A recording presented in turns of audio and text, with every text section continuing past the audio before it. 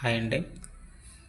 ఈరోజు current affairs APPSC group 2 current అఫైర్స్లో భాగంగా మనం ముందుగా కొన్ని ఆర్టికల్స్ చూద్దామండి. ఓకేనా? సో వ్యాపార సంస్థల నిర్వహణలో ఏపీ మహిళల ముందంజ. ఇది దేనికి సంబంధించిందంటే ఎకానమీలోకి మనకి వెళ్ళిపోతుందండి ఈ ఆర్టికల్. సరేనా? ఏపీపీఎస్సీ గ్రూప్ 2లో భాగంగా ఎకానమీలో ఈ ఆర్టికల్ అనేది వెళ్తుంది. సో ఇక్కడ మనం చూసుకుంటే 10.56% అనమాట. మన భాగస్వామ్యం ఎంత ఉందంటే 10.56 భాగస్వామ్యం అనేది మన దేశంలో 3వ స్థానంలో నిలిచామంటే 10.56 భాగస్వామ్యంతో దేశంలో 3వ స్థానంలో మనం నిలిచాం. సో మొదటి 2 స్థానాల గురించి అసలు ఎవరు ఇది రిలీజ్ చేశారంటే కేంద్ర గణాంకాల శాఖ రిలీజ్ చేసిందంటే ఇది 6వ ఆర్థిక జనగణన అనమాట ఇది. సరేనండి, ఇది 6వది ఆర్థిక జనగణన. సో ఇది మనం చూసుకుంటే మరి మొదటి 2 స్థానాల్లో ఎవరున్నారు అనేది ఇంపార్టెంట్. 10.56% భాగస్వామ్యంతో మనం దేశంలో 3వ స్థానంలో ఉన్నాం. మరి మొదటి స్థానంలో ఎవరున్నారంటే మనకి ఇక్కడ మీరు చూడొచ్చు, తమిళనాడు ఉందండి మొదటి స్థానంలో. 2వ స్థానంలో ఎవరున్నారంటే కేరళం. 3వ స్థానంలో ఎవరు ఉన్నారంటే మన ఆంధ్రప్రదేశ్, ఏపీ అనేది ఉన్నదండి. సరేనా?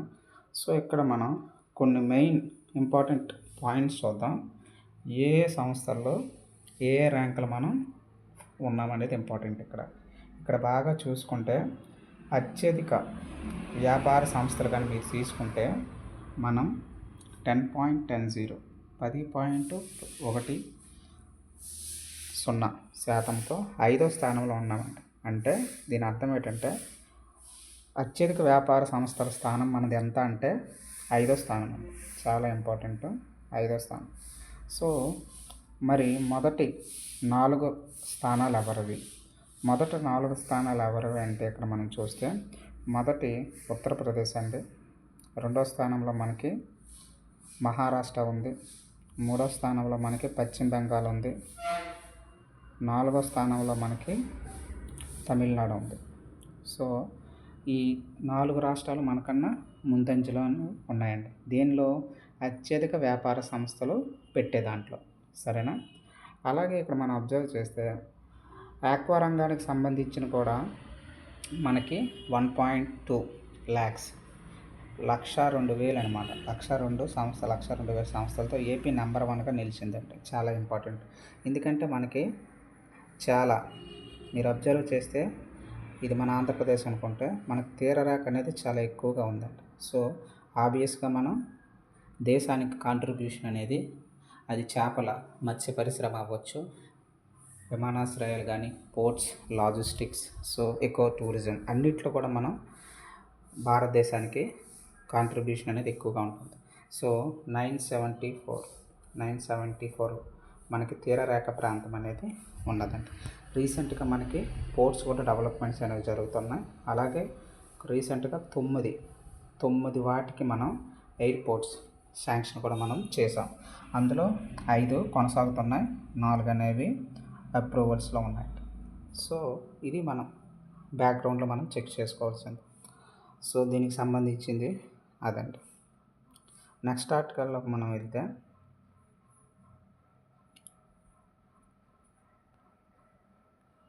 భవిష్యత్తును సాంకేతికత కేంద్రంగా ఏపీ.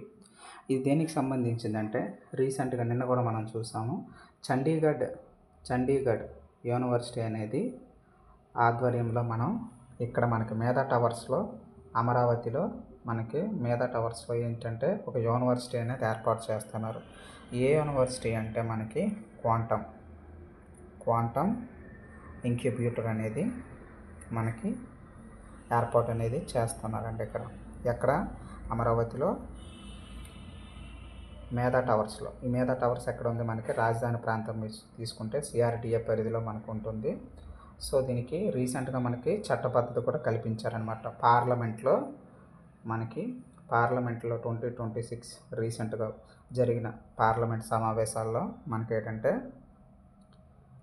దీని గురించి చట్టబద్ధత కూడా కల్పించారు. ఏది? రాష్ట్ర రాజధానిగా అమరావతి రాష్ట్ర రాజధానిగా మనకి అమరావతి అనేది చట్టబద్ధత అనేది కల్పించడం జరిగింది. సో ఈ పరిస్థితిలో మనం ఈ ఆర్టికల్ని ఎలా చదువుకోవాలంటే, మనకి రాష్ట్రంలో రాజధానిగా ఉన్నటువంటి అమరావతి ప్రాంతంలో మనకి క్వాంటమ్ ఇంక్యుబేటర్ అనేది కూడా ఏర్పాటు అవుతుంది. ఎవరి ఆధ్వర్యంలో? చండీగఢ్ యూనివర్సిటీ ఆధ్వర్యంలో. ఓకేనా. రీసెంట్గా ఇప్పుడు మనం చూసుకుంటే ఈ క్వాంటమ్ టోటల్గా అంతా కూడా ఇప్పుడు అంతా దేని మీద రన్ అవుతుందంటే ఈ క్వాంటమ్ టెక్నాలజీ మీద రన్ అవుతుందండి. అసలు ఈ క్వాంటమ్ టెక్నాలజీ అంటే మనకేంటంటే, సో ఇంతవరకు మనం కంప్యూటర్స్ అనేవి ఆపరేటింగ్ సిస్టమ్స్ అన్నీ కూడా మనకి అబ్జర్వ్ చేస్తే whether it is 0 or 1 bytes రూపంలో మనకి కంప్యూటర్ అనేది ప్రోగ్రామింగ్ స్టోరేజ్ అనేది జరుగుతుందండి. సో ఈ క్వాంటమ్ కంప్యూటర్స్లో ఏం జరుగుతుందంటే మనకి 0, 1 ఎట్ ఏ టైం కూడా మనం బోత్ ఆపరేషన్స్ అనేవి చేయొచ్చు. అంటే ఫాస్ట్గా మనకి యాక్యురేటీ అనేది వస్తుంది అనమాట. అందువల్ల ఈ క్వాంటమ్ కంప్యూటర్స్ అనేవి ఇప్పుడు అనేది మనం ఉపయోగిస్తున్నాం అంటే. So applications oriented point of వ్యూలో మనకి సో ఇంతకుముందు ఏంటి ఉండేవి? సిపిఎస్ ఉండేవి. తర్వాత ఇప్పుడు హై ప్రాసెసర్ జీపీయూస్ వచ్చాయండి, జీపీఐఓస్. సో వీటిలో మనం ఈ క్వాంటమ్ టెక్నాలజీ బాగా అభివృద్ధి చేస్తున్నాం అనమాట. నెక్స్ట్ మనం చూసుకుంటే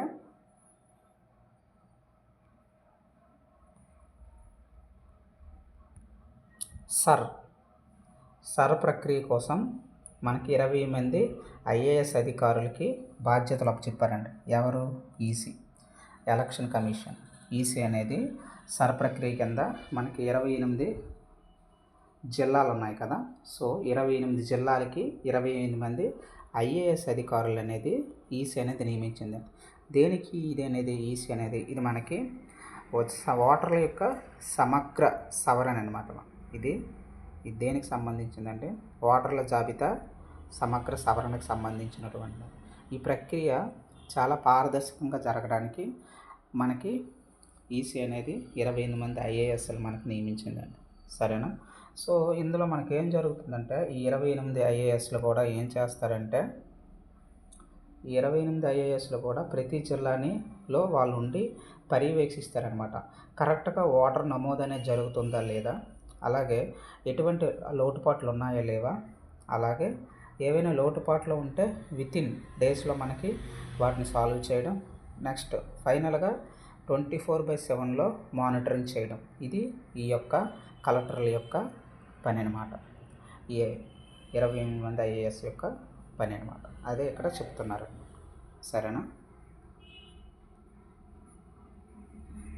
వీళ్ళు క్షేత్రస్థాయిలో పర్యవేక్షించి మొత్తం 28 జిల్లాల యొక్క ఇన్పుట్స్ని తీసుకొని సరైన ప్రక్రియ వేగవంతంగా సమర్థవంతంగా జరగడానికి వీళ్ళు ఉపయోగపడతారన్నమాట. ఇక్కడ మనం చూసుకుంటే నెక్స్ట్ ఆర్టికల్ నౌకాదళం, నావీకి సంబంధించిందండి. సో నౌకాదళం మరింత బలోపేతం. ఇది ఏంటంటే రేపు మనకి కోల్కతాలో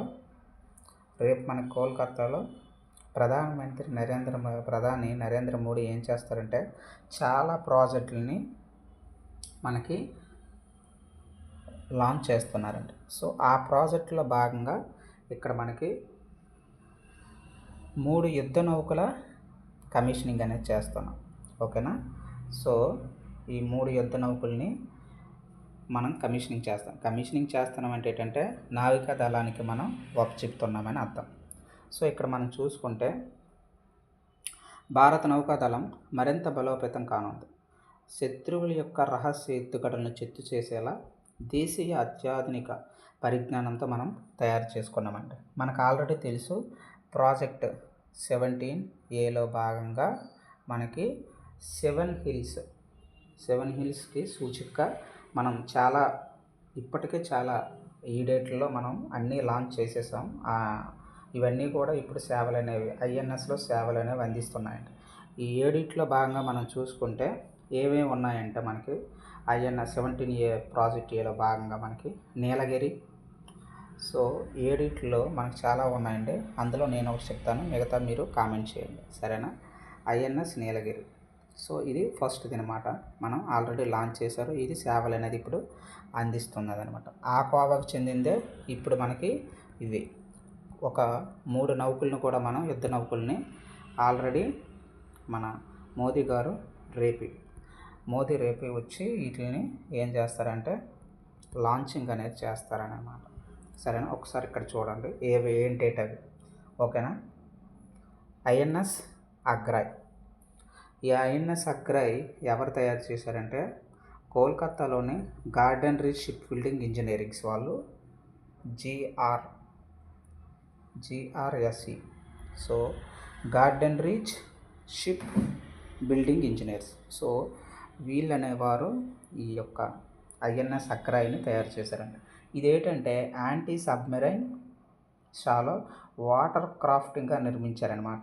సో ఇది ఏం చేస్తుందంటే మనకి ఇది యాంటీ సబ్మెరైన్ అంటే శత్రువుల యొక్క దాడుల్ని ఎవరైతే సబ్మెరైన్స్ ద్వారా మనకి వచ్చి అటాక్ చేస్తారో వాళ్ళ యొక్క సిస్టమ్ని డీకోడ్ చేసి ఈ శత్రువుల యొక్క యుద్ధ విమానాలని డిస్మాంటిల్ చేస్తుంది అనమాట. సో ఓకేనా, అది దీని యొక్క మెయిన్ యూజ్ అంటే దేనిది ఐఎన్ఎస్ అగ్రాయ్ అనేది. సో ఇందులో భాగంగా మనం చూసుకుంటే ఆల్రెడీ ఇది ఎంత 77.6 మీటర్ల పొడవు ఉంటుంది. ఆల్రెడీ జలప్రవేశం అయితే చేసింది. కానీ మరికొంచెం అధునాతకత సాంకేతికతల భాగంగా మనం ఏం చేసామంటే ఈ యుద్ధ నౌకను డిజైన్ చేశారంట. సో ఏంటంటే అవి ఉపరితల నిఘా అంటే ఇది సముద్రం అనుకుంటే ఈ సముద్ర ప్రాంతం ఉపరితలం మొత్తం కూడా నిఘా అనమాట.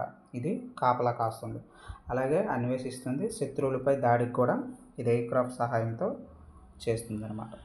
ఎవరు ఐఎన్ఎస్ అగ్రాయ్. ఆ కోవకు చెందిందే ఐఎన్ఎస్ ఇంకొకటి సంసోద్.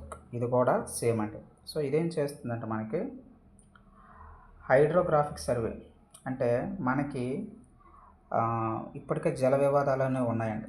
సో అదర్ కంట్రీస్తో యువతల మనం ఇది మన భారతదేశం అనుకుంటే యువతల మనకి చూసుకుంటే పెద్దగా ఇండో పసిఫిక్ ఏషియన్ ఈ ప్రాంతంలోనూ అలాగే బంగాళాఖాతంలోనూ అలాగే అరేబియాలో. సో ఈ మూడిట్లో కూడా ఎటువంటి శత్రు సైన్యాలు రాకుండా మనకి ఇది కాపలా కాయడానికి ఉపయోగపడుతుందండి. ఎవరు ఐఎన్ఎస్ సంశోధిక్. సో ఇందులో భాగంగానే మనకి దాని యొక్క ఇవి ఇచ్చాడు పారామీటర్స్ ఎంత ఉంటుంది ఏటేటి అనేది. ఓకేనా, అలాగే ఇంకొకటి చూసుకుంటే మనం మూడవది ఐఎన్ఎస్ ధనుగిరి. సో ఇది ఇంకొకటి భారత నేవీలో ఇది ఒక విశిష్ట సేవలు కూడా అందిస్తుంది అనమాట. ఇది ఏ శ్రేణి ముందే చెప్పుకున్నాం మనం, ఐఎన్ఎస్ నీలగిరి శ్రేణికి సంబంధించింది అనమాట. ఇది కూడా ప్రత్యేకంగా మనకి యుద్ధ నౌకకి సంబంధించిన యుద్ధంలో వార్ డిఫెన్స్ సిస్టమ్స్ని ఆ శత్రువుల యొక్క వార్ డిఫెన్స్ సిస్టమ్ని డిస్మాంటిల్ చేసి భారత యొక్క రక్షణ వ్యవస్థని ఇది కాపాడగలుగుతుంది అనమాట. అందులో భాగంగానే ఇవన్నీ కూడా మనకి వచ్చాయి. ఓకేనా, నెక్స్ట్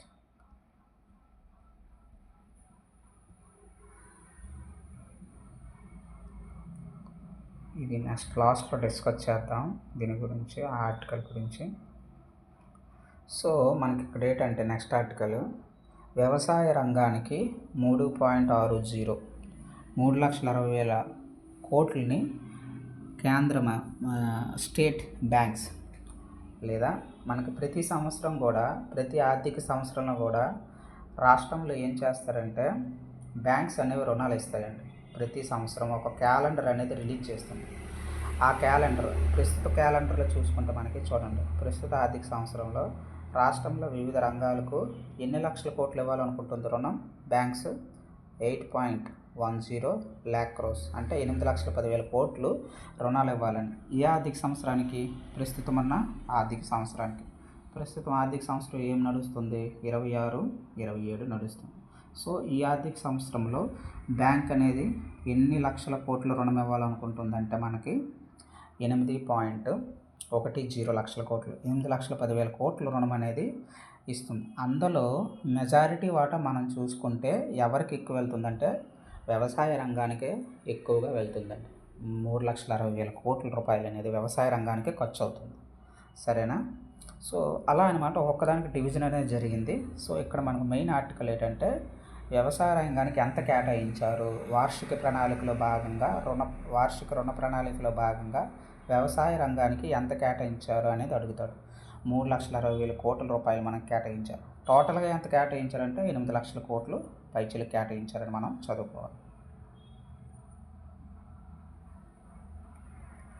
సో ఈరోజు ఆర్టికల్స్ తక్కువ ఉన్నాయండి, అందుకనే నేనేం చేశానంటే పిఐబిసి నుంచి కూడా తీసుకున్నాను.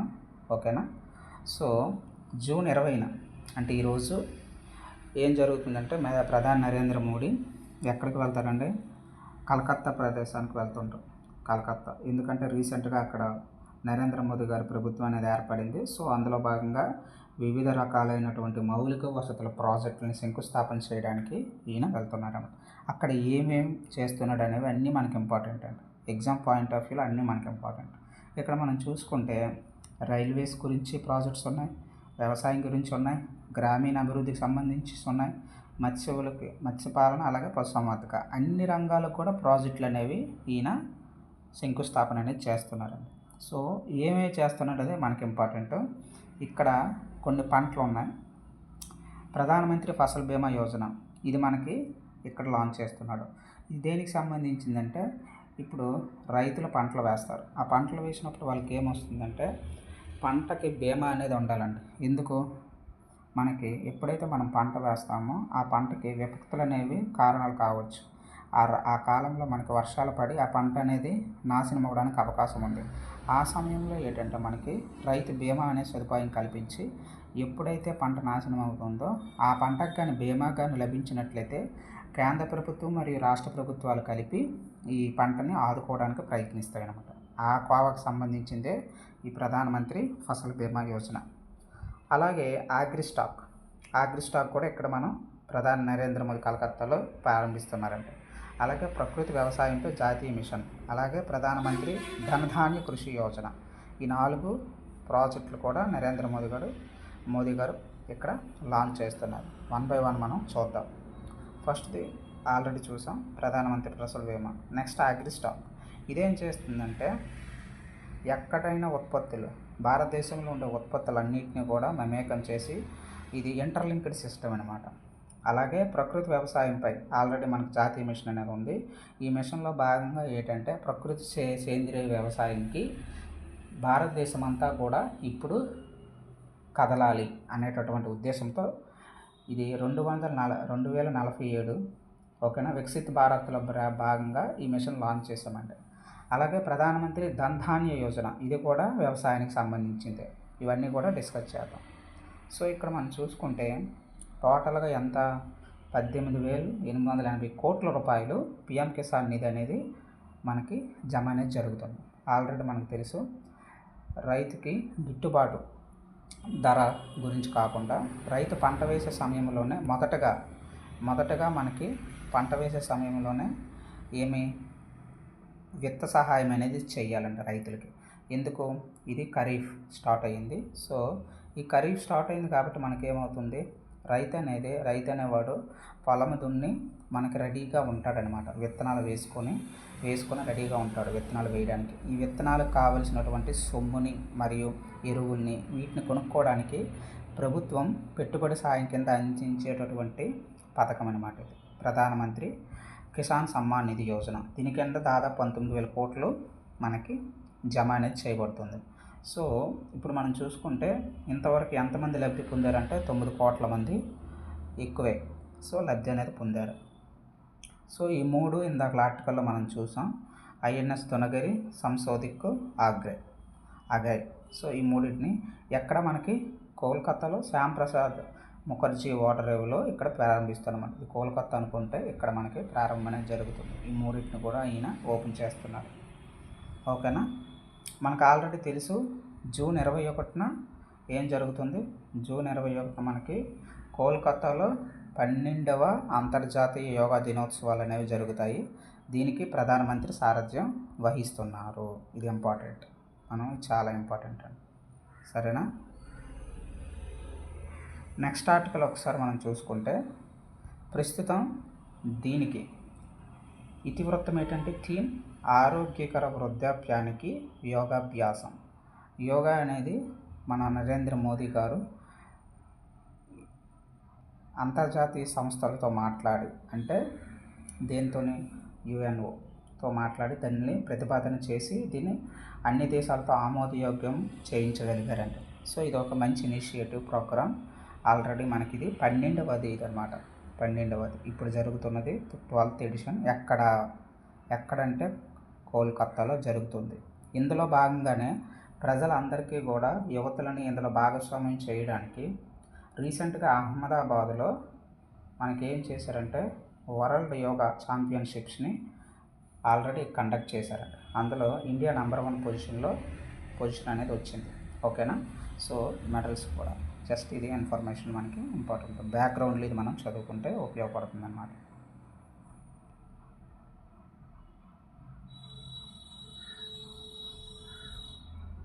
సో నెక్స్ట్ ఆర్టికల్ మనం చూసుకుంటే చాలా ఇంపార్టెంట్ అండి. ఇక్కడ ఎన్విరాన్మెంట్లోకి వెళ్ళిపోతుంది. సైన్స్ అండ్ టెక్నాలజీలో భాగంగా గ్రూప్ 2లో పేపర్ 2కి ఇది మనకి వెళ్ళిపోతుందండి. పేపర్ 2కి సైన్స్ అండ్ టెక్నాలజీ ఎన్విరాన్మెంట్లో ఇక్కడ మనం చూసుకుంటే బొగ్గు నుంచి అమ్మోనియం నైట్రేట్ ఉత్పత్తి చేసే తొలి వాణిజ్య ప్రాజెక్ట్ అనేది మనం ఒడిస్సాలో స్టార్ట్ చేస్తున్నామండి.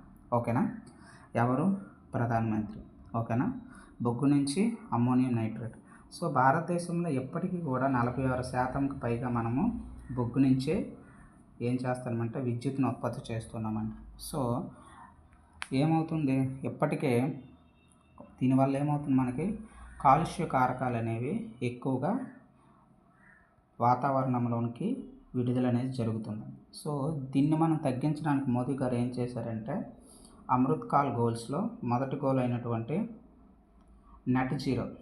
నెట్ జీరోని ఇప్పుడు మనం సాధించాలి 2070. ఓకేనా. ఇది మొదటిదండి. అలాగే రెండవది కూడా ఉంది, కార్బన్ శాతాన్ని కూడా మనం తగ్గించగలగాలి. అలాగే మూడవది 50% ఏం చేయాలంటే 50% రెన్యూబుల్ రీసోర్సెస్ నుంచి మనం విద్యుత్తుని అనేది ఉత్పాదకత అనేది జనరేట్ చేయాలి. అలా జనరేట్ చేయడం వల్ల ఏమవుతుందండి, అలా జనరేట్ చేయడం వల్ల భూమి వాతావరణంలోనికి మనకి ఏమవుతాయి, కాలుష్య కారకాలు అనేవి తగ్గుదల అనేది జరుగుతుంది. ఎందుకు? ఎక్కువగా మనకి కార్బన్ డైఆక్సైడ్ నుంచి కాలుష్య కారకాలు అనేవి ఉత్పత్తి అనేది అవుతుంది. CO2 అనేది మనకి ఏంటండి, వేడిని గ్రహించేటటువంటి వాయువు. ఇది ఏం చేస్తుందంటే వేడిని గ్రహించి పట్టి ఉంచుతుంది.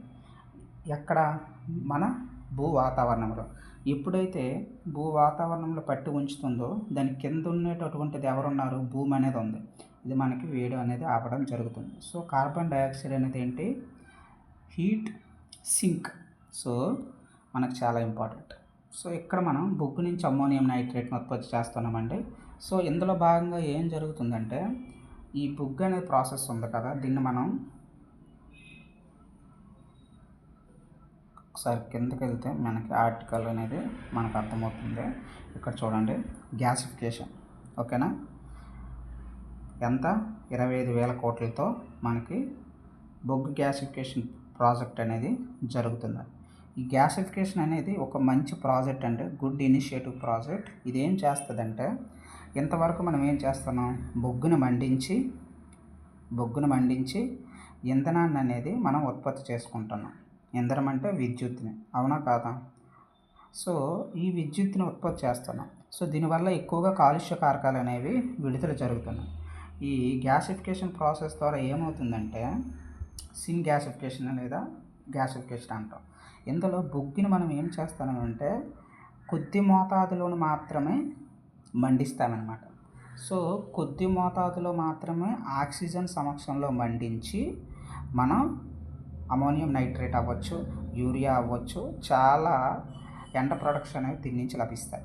సో ఈ ప్రాసెస్లో ఏమవుతుంది, బొగ్గు అనేది తక్కువ మండదల జరుగుతుంది. తక్కువ మండిస్తున్నామంటే దాని అర్థం ఏంటి, పొల్యూషన్ అనేది తక్కువ అవుతుంది అని అర్థం.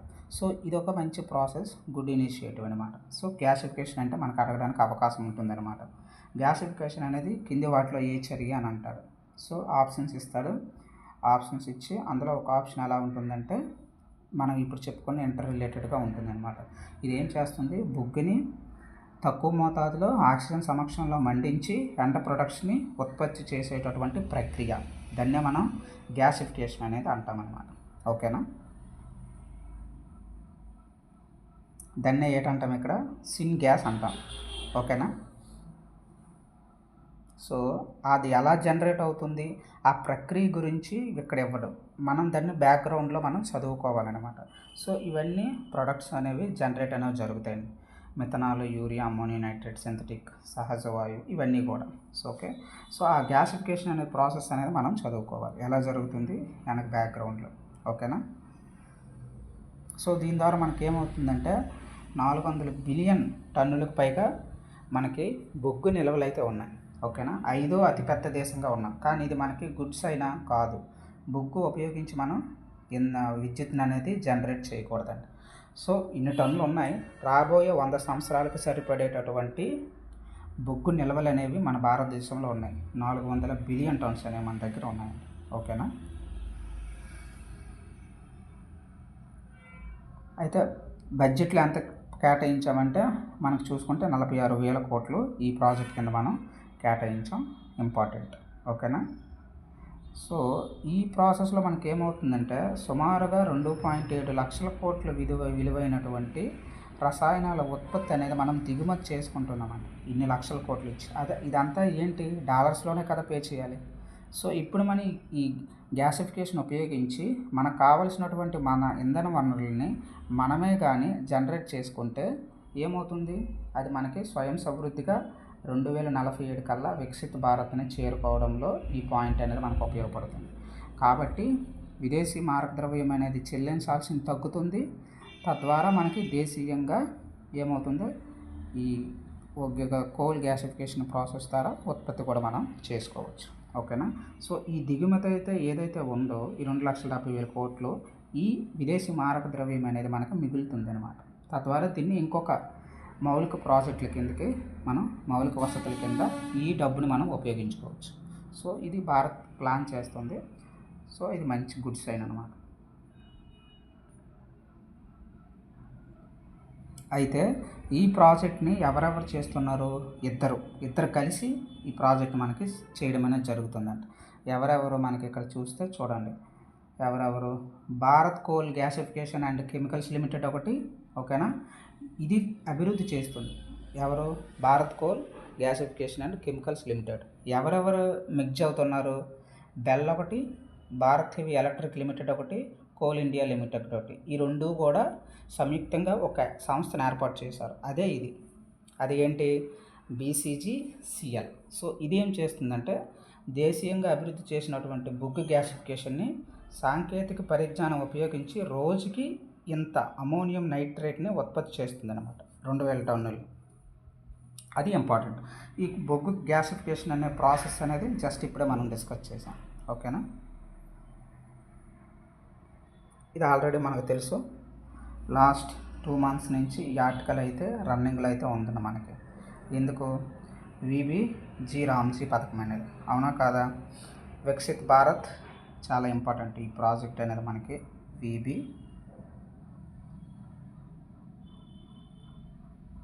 రామ్, ముందు ఒక జీ ఉంటుంది, వెనక ఒక జీ ఉంటుంది.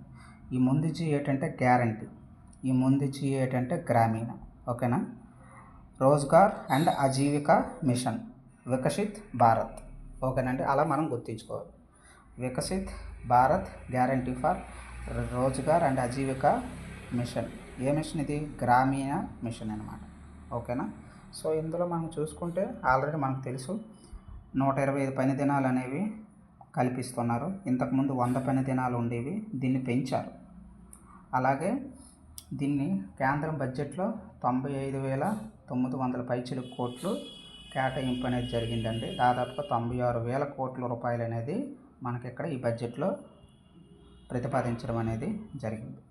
సరేనా, అలాగే 95,692 కోట్లు కేటాయించారనమాట ఈ పథకానికి. అయితే ఇక్కడ ఈ ఆర్టికల్ ఏంటంటే మనం అబ్జర్వ్ చేస్తే 100 మంది అధికారుల్ని ఇక్కడ ఏర్పాటు అనేది చేయడం జరిగింది. దేనికంటే ఇక్కడ చాలా లోటుపాట్లు ఉన్నాయండి ఈ పథకంలో.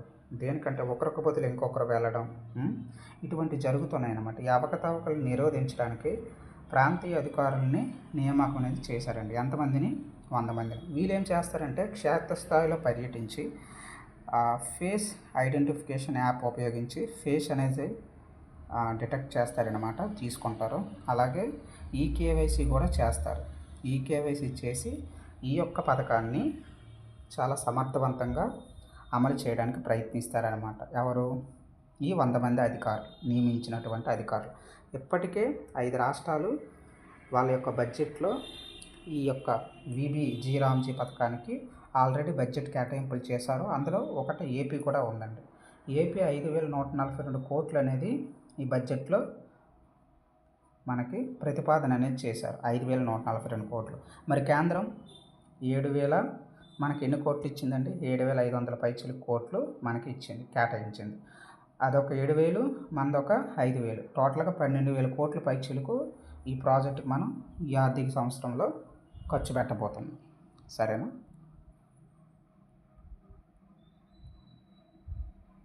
అదే ఇక్కడ చెప్తున్నాడు.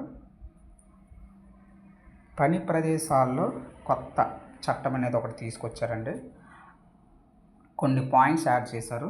మన జాతీయ మహిళా కమిషన్ చైర్మన్ అనేటువంటి వారు ఏం చేసిందంటే ఇక్కడ పని ప్రదేశాల్లో మనకు తెలుసు పోష్ యాక్ట్ ఓకేనా, prevention of sexual and harassment act అనమాట. ఇది మనం నిరోధిస్తుంది. ఎక్కడ? పని ప్రదేశాల్లో లైంగిక దాడుల్ని, అలాగే ఎటువంటి దాడులు జరిగినా ఈ యొక్క యాక్ట్ అనేది మనకి రక్షణ అనేది కల్పిస్తుంది. ఎవరికి? మహిళలకి. సో ఇక్కడ 10 మంది దాటి ఎవరైనా 10 మంది దాటి ఉద్యోగులు ఏ కంపెనీలో కానీ ఉన్నా ఏమవుతుందంటే వాళ్ళు పక్కాగా ఒక ఇంటర్మీడియట్ కమిషన్ అనేది ఏర్పాటు చేయాలి. అందులో మహిళలకు భాగస్వామ్యం కల్పించాలి. తద్వారా ఎటువంటి కంప్లైంట్స్ ఉన్నా అంబుడ్స్మ్యాన్ ప్రకారం ఈ కమిటీ అనేది రివ్యూ తీసుకొని వాళ్ళ మీద తగు చర్యలు అనేది తీసుకుంటుంది అనమాట. అదే మనకి ఎక్కడ జారీ చేశారండి ఈ ఆర్టికల్ యొక్క సారాంశం. ఇక్కడ ఒకసారి చూసుకుంటే మనకి నెక్స్ట్ ఆర్టికల్, ఈ ఆర్టికల్ అది ఇక్కడ మనం గుర్తుంచుకోవాల్సింది ఏంటంటే పోషో యాక్ట్ ఎప్పుడు చేశారు? 2013. అది ఇంపార్టెంట్. ఓకేనా? అదే ఇక్కడ మనకి చేశారనమాట.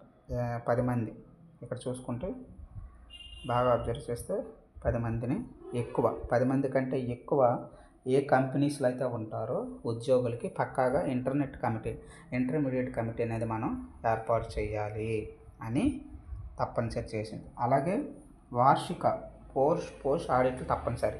అంటే ప్రతి సంవత్సరం కూడా మనకి ఆడిట్ అనేది జరపాలి. ఈ సంవత్సరం ఎన్ని కేసులు వచ్చాయి, ఎన్ని మీరు పరిష్కరించారు, ఎన్ని సాల్వ్ అవుతున్నాయి, ఇంకా ఎన్ని పెండింగ్లో ఉన్నాయి, అవన్నీ కూడా మనకి ఇక్కడ నమోదు అనేది చేయాలండి. ఆడిట్ చేసి కేంద్రానికి మనకి సబ్మిట్ చేయాలి. ఇది ఇంపార్టెంట్ ఆర్టికల్ అండి. వైకల్యాన్ని జయించి మన భారత సంతతి చెందినటువంటి ఒక భౌతిక శాస్త్రవేత్త అండి ఈయన. సో ఈయన ఏంటంటే సైద్ధాంతిక భౌతిక శాస్త్రవేత్త. ఎవరు? జైనేంద్ర కే జైన్. ఈయన రాజస్థాన్కి సంబంధించినటువంటి వ్యక్తి అండి. ఈయన ఏం చేశాడంటే మనకి క్వాంటమ్ ఫిజిక్స్లో భాగంగా ఈయన ఏం చేశాడంటే ఒక ఆవిష్కరణ ప్రవేశపెట్టాడంటే, యాక్చువల్గా మనకు తెలుసు. సో ఎలక్ట్రాన్స్ ఎప్పుడైతే ఉంటాయో ఈ ఎలక్ట్రాన్స్ ఒక ప్రదేశం నుంచి ఇంకో ప్రదేశానికి మూవ్ అవుతున్నప్పుడు ఏం చేస్తుందంటే, లైక్ మన సెల్ డివిజన్ జరుగుతుంది కదా, అలా ఏం చేస్తుందంటే ఈ ఎలక్ట్రాన్స్ కూడా ఏమవుతాయంటే చిన్న చిన్న ఫోటాన్లుగా విడుదల అనేవి జరుగుతుంది, ఫోటాన్స్గా మారిపోతూ ఉంటాయి. సో ఈ మార్పుల ప్రక్రియని ఈయన అబ్జర్వ్ చేశాడండి. వాటికి ఒక పేరు కూడా పెట్టాడు. దాన్నే ఏం పేరు పెట్టాడంటే కాంపోజిట్ ఫెర్మియాన్లుగా పేరు పెట్టాడండి. ఎవరు? మన భారత సంతతికి చెందినటువంటి వ్యక్తి జైనేంద్ర కే జైన్ గారు. ఈయన ఏం చేశారంటే ప్రతిష్టాత్మకమైనటువంటి అవార్డును అందుకున్నారు. అది ఏ అవార్డు అంటే వూల్ఫ్ ప్రైజ్. ఇది దేనికి సంబంధించింది? మనకి చాలా ఇంపార్టెంట్ అండి. సో ఇది మనకి ఎవరిస్తారు? జెరూసలేం అనేది రాజధాని అనేది అండి. ఇది ఎవరి రాజధాని? నాకు కామెంట్ చేయండి. ఓకేనా? సో అక్కడ గెలుచుకున్నారనమాట. ఓకేనా? ఫ్రాక్షనల్ క్వాంటమ్ హాల్ ఎఫెక్ట్ గురించి మరి కొంచెం పుష్ అనేది మనకి ఇచ్చారనమాట. తర్వాత జరిగేటటువంటి శాస్త్ర పరిజ్ఞానానికి ఈయన ఏం చేశారంటే పెద్దపేట అనేది ఈయన వేశారండి. సో ఈయన గురించి మరొకసారి చూసుకుంటే మనకి ఇది ఎక్కడ ప్రదానం చేశారు అనేది కూడా ఇంపార్టెంటే. సో ఇజ్రాయిల్లో ప్రదానం చేశారు.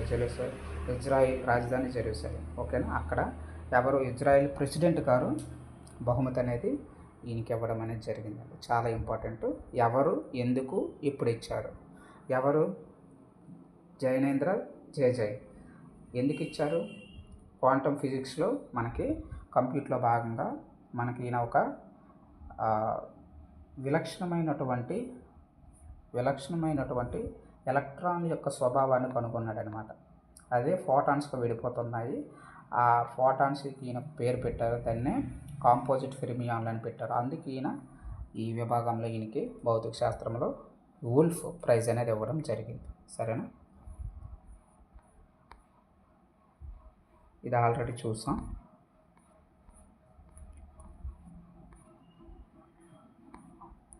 సో ఈరోజు ఆర్టికల్స్ తక్కువ ఉన్నాయండి. సో మీకు ఏమైనా డౌట్స్ ఉంటే గ్రూప్ 2లో అది ఏదైనా అవ్వచ్చు, ప్రిలిమ్స్ అవ్వచ్చు, మెయిన్స్ అవ్వచ్చు. సో ఏదైనా కాన్సెప్ట్ కానీ మీకు డౌట్ ఉంటే జస్ట్ కామెంట్ చేయండి, అవి నేను ఎక్స్ప్లెయిన్ చేయడానికి ట్రై చేస్తాను. సరే అండి, థ్యాంక్ యూ.